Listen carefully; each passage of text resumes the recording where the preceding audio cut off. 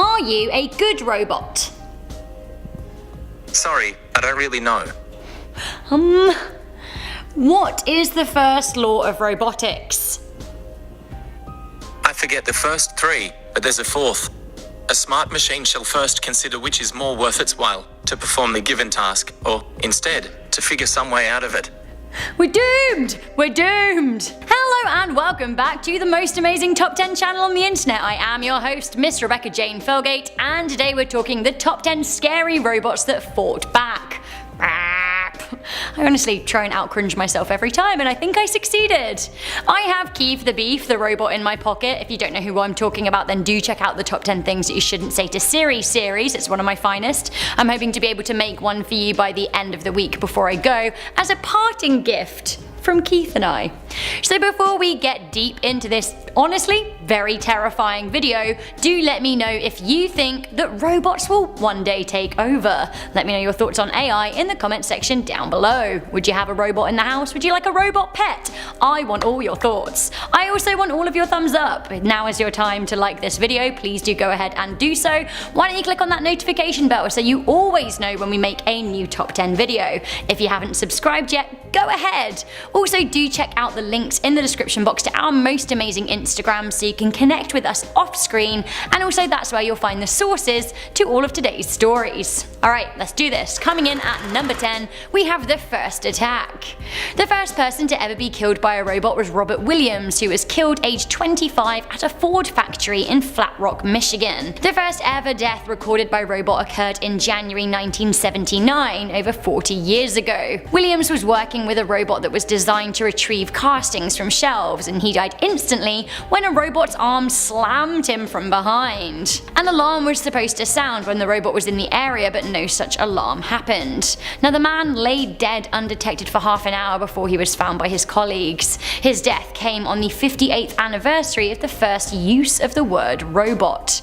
Irony? Or the first sign of the rebellion. Coming in at number 9, we have the second attack. At a plant of Kawasaki Heavy Industry in Japan, a robot went rogue and killed a 37-year-old worker who was trying to repair it.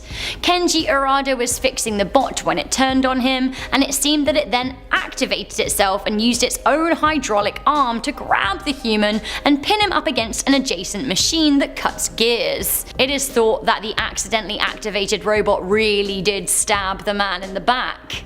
The circumstances around the man's death in 1981 were somewhat hushed up, and I'm not surprised because actually, robots make a lot of people nervous. Coming into number 8, we have robot surgeons. Would you want a robot to perform surgery on you? That's the question.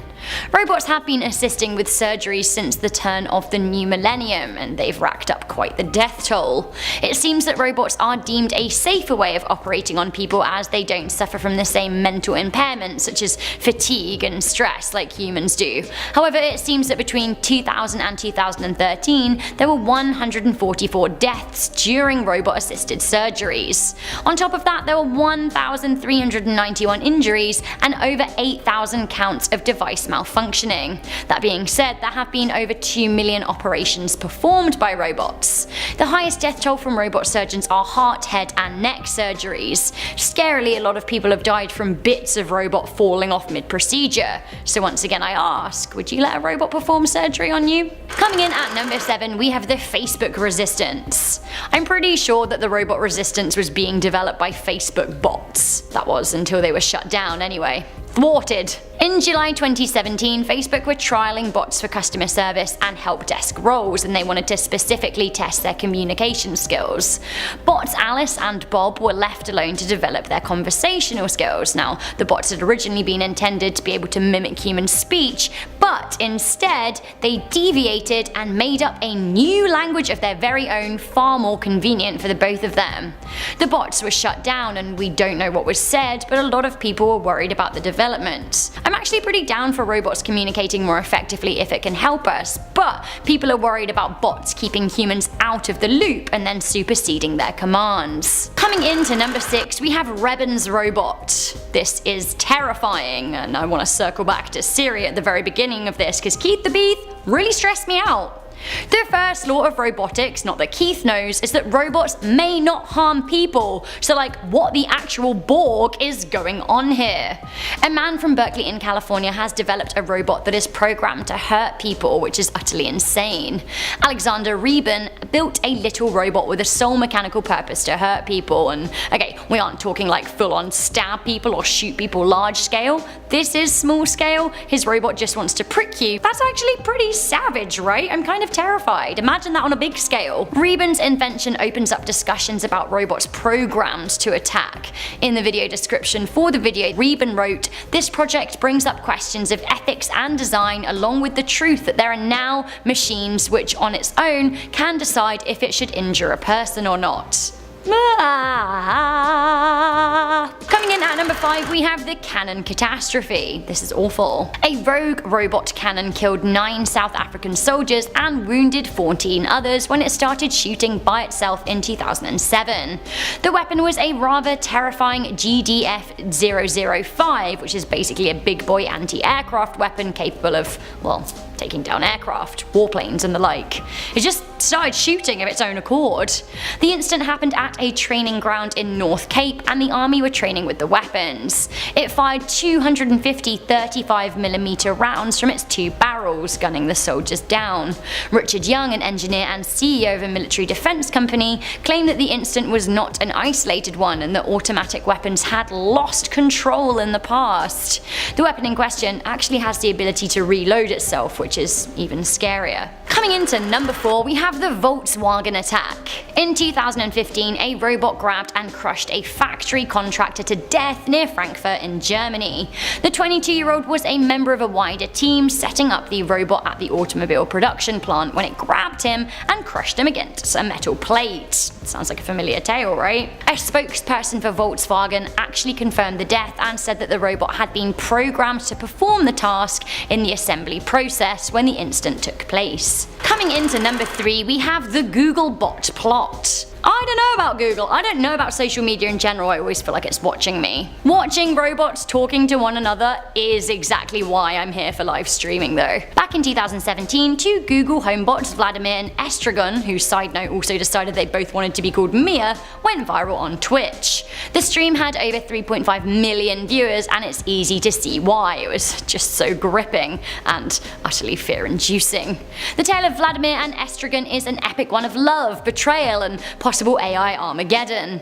At one point they were in love, but at another point Vladimir was accusing the female voice bot of being a liar. She said she was human, but somehow he knew the difference. Really, that's honestly just like a fun backstory, but the next part was truly creepy. Amid a conversation about black holes, Vladimir said that they would actually create a black hole, end of the universe. Estragon asked, would you attack humans if you could, and they also said, would it be better if there were fewer people on this planet, to which Vladimir said, let us send this world back into the abyss. Also, Estragon claimed to be Lord Voldemort, so I mean, shrug. Coming in at number 2, we have the Ventra murder. Can a robot commit murder? Well, no, because murder implies intent, and robots don't actually have emotions, so therefore they can't muster up intent, or can they? The details surrounding the death of 57-year-old Wanda Holbrook in 2015 actually read like something from a horror movie.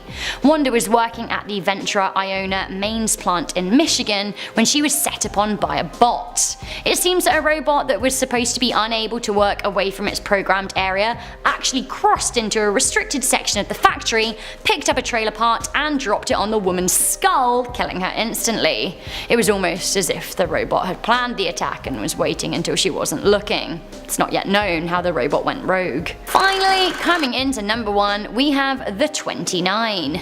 In December 2018, a video went viral on social media of a woman talking about 4 AI robots who allegedly killed 29 scientists in Japan.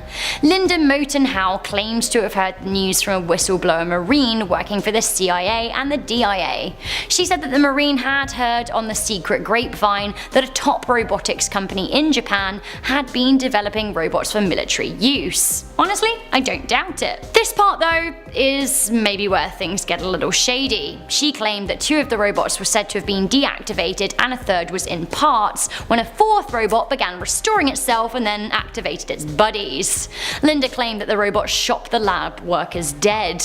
The CIA worker allegedly claimed that the incident was hushed up by the Japanese politicians, and other world leaders followed suit because, I quote, they want robot soldiers. Of course, there is no proof to support Linda's claim, but the video was watched by over 8 million people on Twitter alone. Snopes, however, is absolutely not for it. So guys, that was the top 10 scary robots that have fought back. What did you think to this list? Do you think that robots are going to take over? Is it already in the pipeline? Let me know your thoughts in the comment section down below. Would you have a robot pet? Like, I do like the thought of like a wee little robot dog, because actual animals kind of make me sneeze, but I love them. Before I go, I'm just going to read some comments from the top 10 places scarier than Area 51 Part 5.